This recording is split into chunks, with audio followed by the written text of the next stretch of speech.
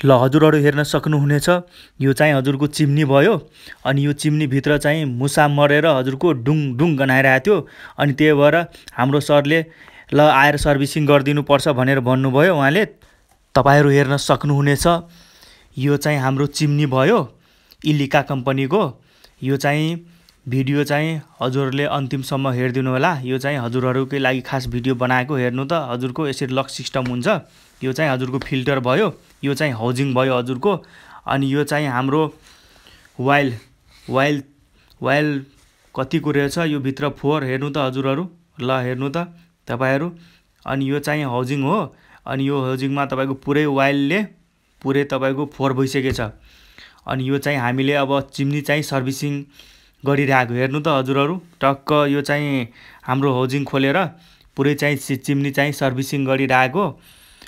यो हेर्नु त हजुरहरू। ल यो चाहिँ हाउजिङ तपाईँको पुरै चाहिँ सर्भिसिङ चाहिँ गरिरहेको सबै। हेर्नु त यो चाहिँ। अनि यस्तै चाहिँ हजुरहरूको घरमा चाहिँ चिम्नी चाहिँ सर्भिसिङ गर्नु परेमा हाम्रो जेपी एसीटेक प्राइभेट लिमिटेडलाई सम्झिने होला हजुरको। हाम्रो कम्पनीबाट हजुरको दक्ष अनुभवी काम पनि सफा भरपर्दो हुनेछ।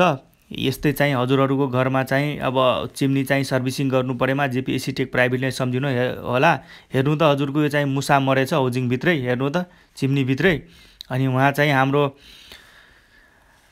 एकजना सरले चाहिँ भाइ मेरो चाहिँ चिम्नी एकचोटि सर्भिसिङ गर्नु पर्यो, यो चाहिँ पुरै गनाइरहेछ, के मुसा मरेछ के गरेछ हेर्नु त आएर। त्यसपछि हामी गएर हेरिदिएको, उहाँको पुरै मुसा नै मरेको रहेछ। हेर्नु त पुरै यो कालो न कालो निकालिरहेको यो चिम्नीको। हेर्नु त यो भित्रको हजुरको कतिको फोहोर रहेछ। हेर्नु त यो हामीले यो चाहिँ पुरै चाहिँ फोहोर निकालिरहेको।